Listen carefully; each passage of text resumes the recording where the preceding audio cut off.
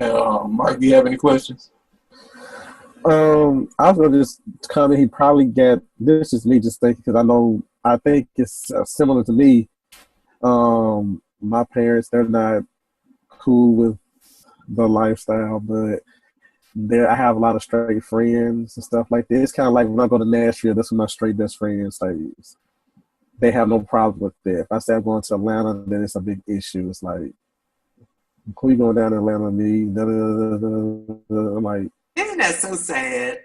yeah, because they have no problem. They met my straight best friend Eric. They like, oh, Eric, is like one of my sons. Then I'm like, oh, I'm going to hang out with James. Who's James? Oh, he's in Georgia. And they know that Atlanta is like the gay mecca. And they're like, oh, you're going down there to do this. My mom actually came out and said, hey, you fucking down there. I'm like, oh. They actually just came out, just asked me. I'm like, really? Are you fucking serious? But no, that's probably why. It's probably like, yeah, I know that my son's gay though, but then which one of them is screwing my son? He says they're a friend, but which one? That's why I'm just thinking. But, other question is, are you going to write a follow up, or well, I've started a follow up because in this book I didn't mention my siblings at all. My older sister and I, even growing up, we hated each other. All three of us have the same parents. We hated one another. Literally did not get along at all. And even to this day, we've never gotten along. Never. My little sister and I, we were very close until 2012 when she fell in love with someone in prison. I don't have an issue with that. But then when you neglect your child for that man, I have a problem with that. And we haven't had a relationship since. She told me to stop, using her number, so I haven't called her. So the interesting thing about the follow-up would be it's already in progress. But this book has created, which I have no regrets about telling my story at all. Right. But people in the family knew. That was the thing. It was people outside of the family that were shocked. And South Boston is kind of a town where everyone knows everybody. Right. And so my family was always known throughout the community because of my uncles and my mom, of course. So we were always known. My grandmother used to babysit the sheriff, who was a long-term sheriff for many, many moons. So we were always known. And when this came out, when I put it out, it kind of shocked everyone because I've never really divulged the extent of what my life was about. So people would see that I would go away and get in trouble, but they didn't know the root of it. And now that they have found out, when I go home, this is the type of town where Walmart is the biggest store there. That's why I'm there right now, so I get exactly where you're coming from. So when I went home for Thanksgiving and I walked in Walmart, this was actually the first time I'd actually been there since the book had been released last year, where I actually everyone you want to see is going to be in Walmart. Exactly. And when I walked in there, it was like, oh my God, Victor, people wanted to take pictures with me and blah, blah, blah. But it was like, wow, I've heard about your book or even I've read your book, and I am so sorry that you've gone through that. And one of my friends, Jenny, told her mom about it, who had been connected with my family forever.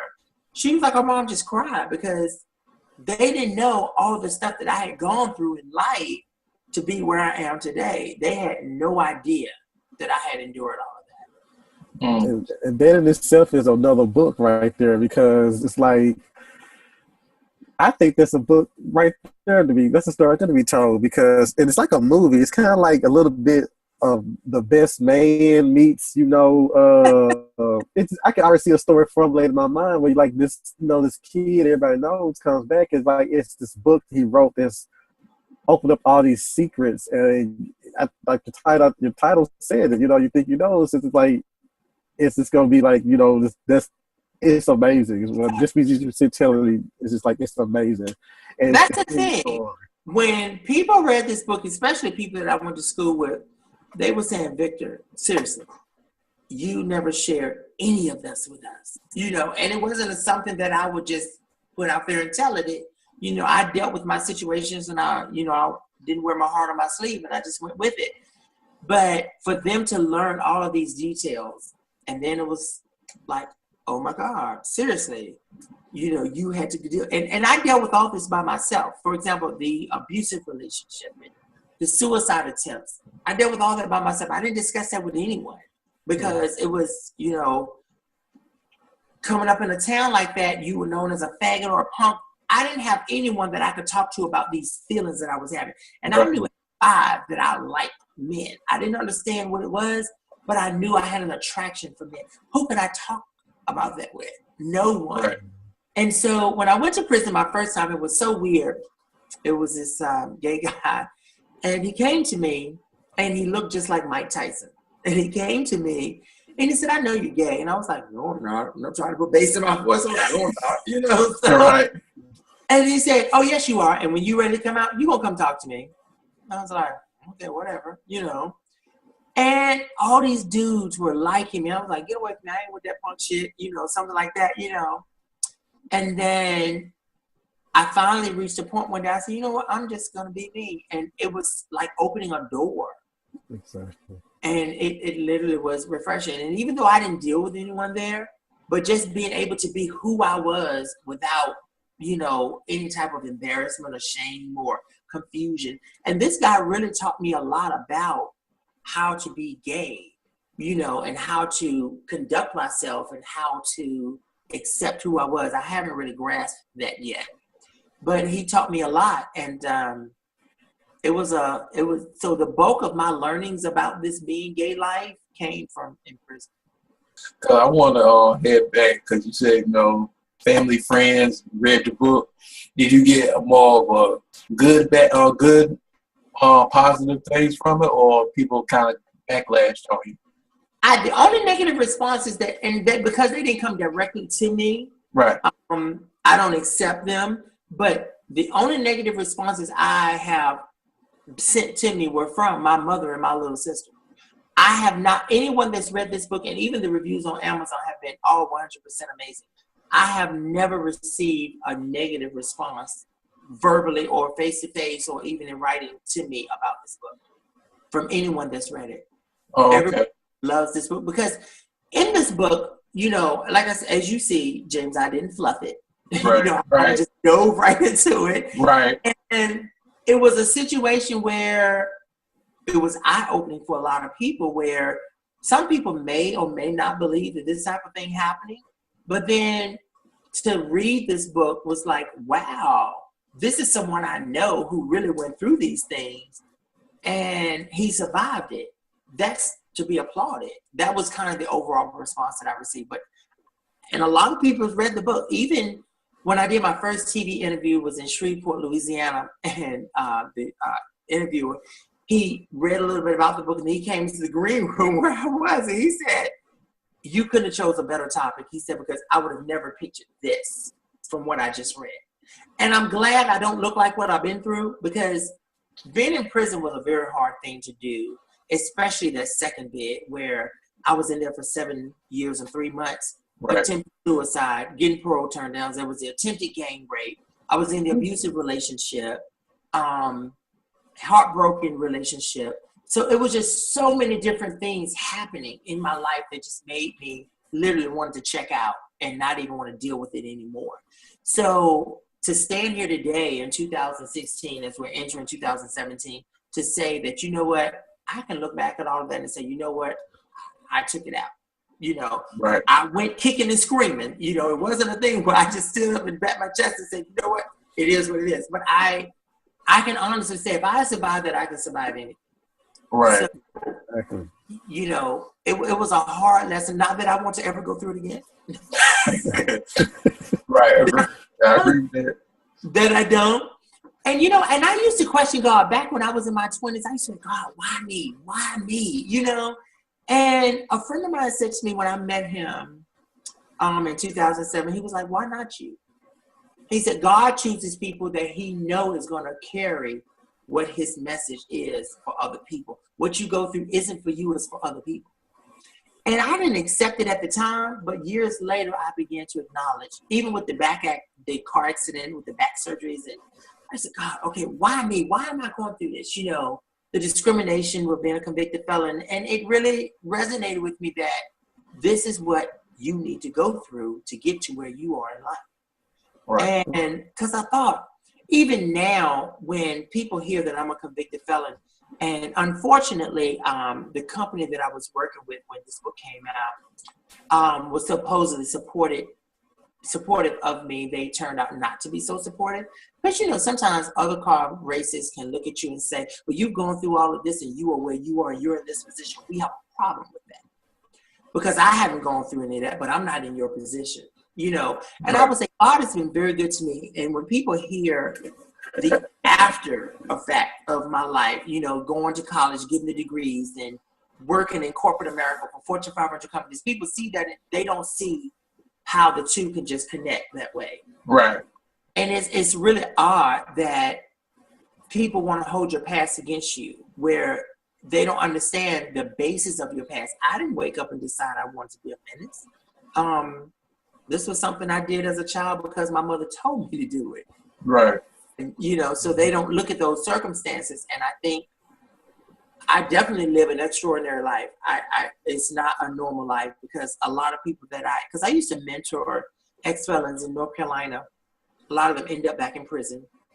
Come on, can't get a good job. So I'm thankful for the opportunities that God has afforded me with. But it's been a journey. Okay.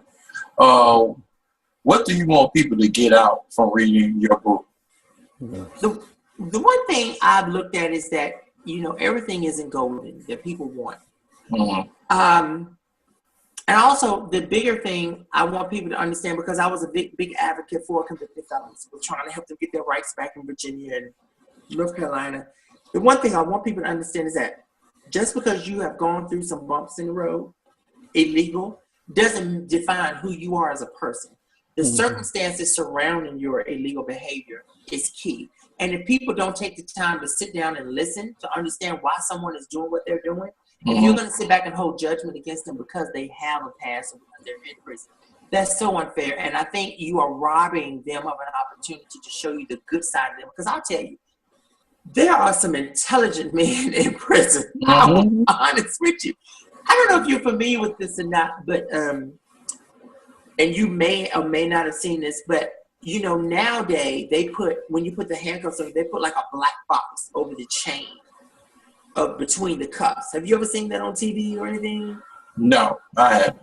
I haven't either. What they do is there's this black metal box that goes over the chain, and then there's a hole in it that they put a chain through to loop it around your waist. So you're literally like this, Right. And an inmate on death row designed that box, and he sold the patent to the Department of Correction in Virginia. I think it was at Buckingham, and he sold it to the patent to Virginia so that the money would take care of his family, because he knew he was going to die. So he wanted to take care of his family.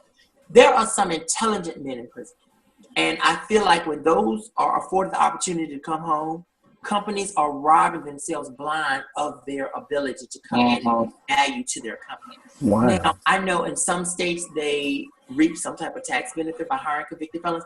Everyone that comes home doesn't want to be a laborer. I couldn't be a laborer. I tried it. It wasn't my thing. So I left and went to school. So, corporate is where I belong. That is truly who I am. And I'm good at what I do. But the thing is that if you're going to hold my past against me, you're robbing yourself of the opportunity of the gifts and the values that I can bring to your organization. Right. And even with this book, the company that laid me off this year, they said it was because of an organizational restructure, although I was the only one in the corporate office laid off. It was really eye-opening to me that it was because of my book, because everything was fine. And a lot of people in the company read the book. Everything was fine until I did my first television interview. And I think it was because they realized, this is going bigger than just writing a book. He is really, going mainstream with this book, because this book was number one the first 4 weeks it came out. It beat Muhammad Ali's book 2 of those 4 weeks. It was number one. And when I got the notification from Amazon that it was number one, I was like, oh my God, that is, who knew? It came out on December 29th, December 30th, it was number one. It was the best-selling autobiography.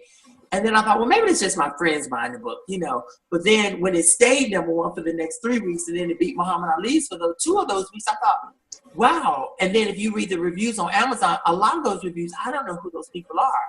So a lot of those people have read this book and they absolutely love this book because of the story of this book. I take them, as you said, on an emotional journey that lets people know that, you know what, you can look like this and be like this after going through that.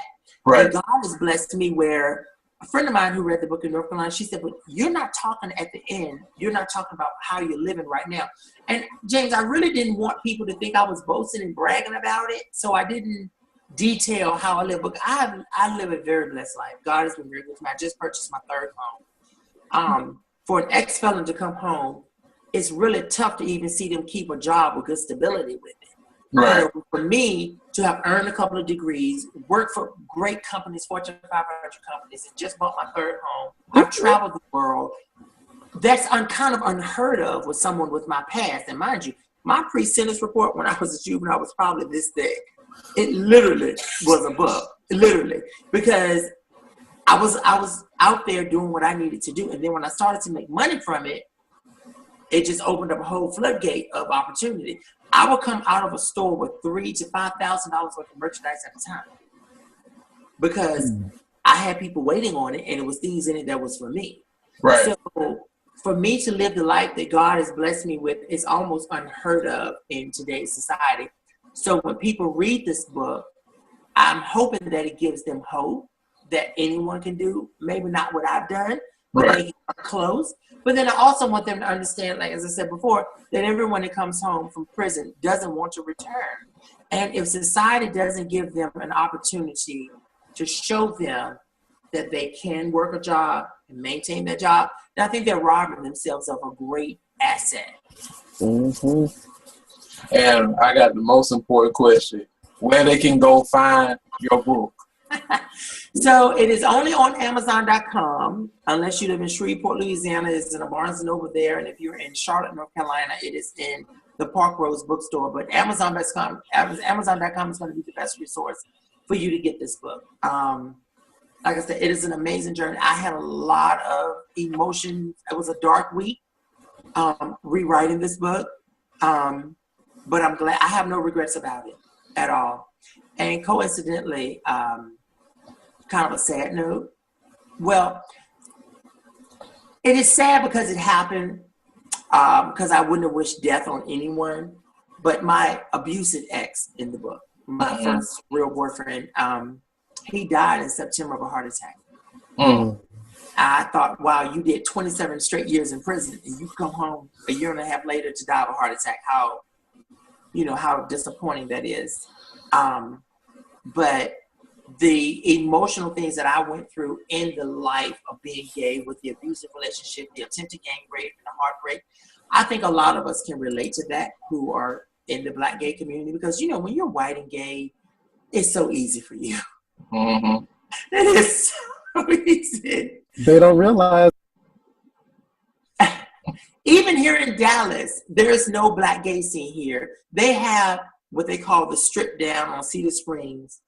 And it's all white with boutiques, bars, restaurants, all white. And everybody's so happy and gay. And it's just so what they have no idea what it's like to have a family member tell you, I don't like you because you are something that you can't stop. They don't know what that means. And so unfortunately, he died. Although we had talked on the phone when he came home last year. We spoke on the phone a couple of times. He was Googling me, so he knew about the book. But yeah, so it is at Amazon.com. And it's if you go back and read the reviews, and I think anyone who reads the reviews before making a purchase, and even the synopsis that Amazon put out there, they put a little bit more out there than I would have liked to put out there. But everyone that's read the synopsis had to read the book. No one that's read the synopsis said they could not read the book. And the review that I've gotten the most back was, we wanted more. You really cut us off. We wanted more. But as I said earlier, my friend Carolyn told me, you should have talked about how, God has blessed you to buy homes and travel. And this. I didn't want to do that because, number one, I didn't want to set people up to make them think that everybody that comes home from prison can have the life that I live. Right. And I also didn't want people to think I was boasting and bragging. Anyone who knows me knows how I live my life. So I think that was, that was good enough. Okay.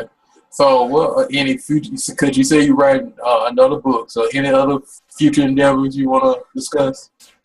No, right now I've started on the second book, but I will be honest, because of the way this book was received by my family, which I didn't expect them to throw a party about it because we were not communicating.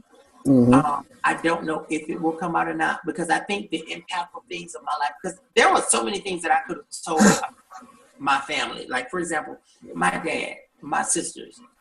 I didn't put them in the book without discussing things that impacted my life, because it wasn't my place to tell their business. Right. So I don't know if the second book will have the impact that this one had. So it might not be a second book, but because I think I kind of laid it all out on the table with this book. You know, right. I don't think anyone else would ever get this much exposure into my life ever again. But like I said, I have no regrets about it. Once you put it out there, it is what it is, and you know. So, and when I met my publicist earlier this year, you know, she said, "Wow, you've told quite a story. Are you sure you want this out?" I said, "Well, it's kind of too late for that. It's already out." You know, because the book was released before I hired a publicist. Right. So it was a situation where when those two people suggested I write this book the last time, and I said, "Okay, God, if this is your way of telling me, I'm going to listen," and I committed to it, and everything happened so fast. This happened in October. I put it out, updated it, hired a web designer in North Carolina, hired a publicist, editor from Duke University. She and I went back and forth for 10 days, making notes and changes. By December 7th, I had a total package in my hand, literally less than 2 months after I committed to doing it. I was that committed to doing it. And I tried to work with 2 separate book companies. I contracted with them, and the sales agents were, "No, you don't have to change a thing. It's your autobiography. It is, you know, blah, blah, blah." The moment the content readers on both companies got it, they said, "You need to change everything. You can't be affiliated with this book at all. If anyone reads this book, they don't want to be connected to you at all. So every place in here, you need to make a fiction name for it. Fiction names for everybody." And I said, "But this is my autobiography, so why would I change up everything?" And they said, "Because you don't have the right to violate the privacy of the people that you expose in this book, even though I use fake names to people." They said I didn't have the right to violate their privacy. And I was thinking, this is my life, and the things that they've done to me, I have every right to discuss it. Right. So Amazon was the easier route to go to get my story out. And so I went with Amazon. I missed out with the marketing opportunities that the book companies could have gave me, but you know, I think what's meant to be is meant to be, and it's going to happen. If it's meant for this book to be big, then it will be. But I think this was the route for me to go, for me to tell my story, and it's had quite an impact. Even with heterosexual, I had a heterosexual male who I worked with. I really wasn't in touch with him at all, and he came up to me. He said, "I read your book," and I was shocked. He said, "I had struggled with my mother and my relationship with her, but you know, reading your book has helped me a lot. It's helped me understand that it's okay if I don't have a relationship with her, as long as I'm okay at the end of the night. You know, I've done all that I can do." Right. And that touched me a lot. So I did a successful book tour, and everywhere I went, everyone that's read this book was totally just happy about it. Like I said, I've gotten, outside of what I've heard my mother and my sister said about the book, I've gotten no negative comments about this book at all. And that was shocking to me, Jace, because I really thought it was going to upset a lot of people, especially when I included the, you know, I did not want to include the gay life of my life. I did not. Right. But my editor said, "Every time you send me something, you scratch out all about your gay life. Why?" And I said, "Because I'm not discussing that." And she said, "Victor, you're telling a tell-all. Yes. People that know they're gay, Right. you don't include anything about being gay in this book, they're going to think everything that you're writing is fake." Right. So you're trying to hide something. Right. And I thought about that thing, and I said, "Oh, God." I went kicking and screaming. I really did. But finally I said, because I'm not a medium person, I'm hot or either I'm cold. Right. And when I went all the way to the left, she said, "Okay, then that's what I'm talking about." I said, "Well, I don't want to include sexual details." She said, "Victor, you have to convince people that your story is real. So they're going to want to know. They don't want to hear Victor was in a relationship. They're going to want to hear some details of your relationship." So as hard as it was for me to include some sexual content in the book, I still have no regret about it. Okay. because you have to be well rounded with them autobiographies and whatnot. Because people, I just started reading a lot more of the autobiographies from friends and stuff, like on like Instagram and everything. And some of them are detailed, some of them are not too detailed, and they kind of brush through everything though. But when you give your all like that, people, you know, They, tend to fall they into automatically know. yeah. Right.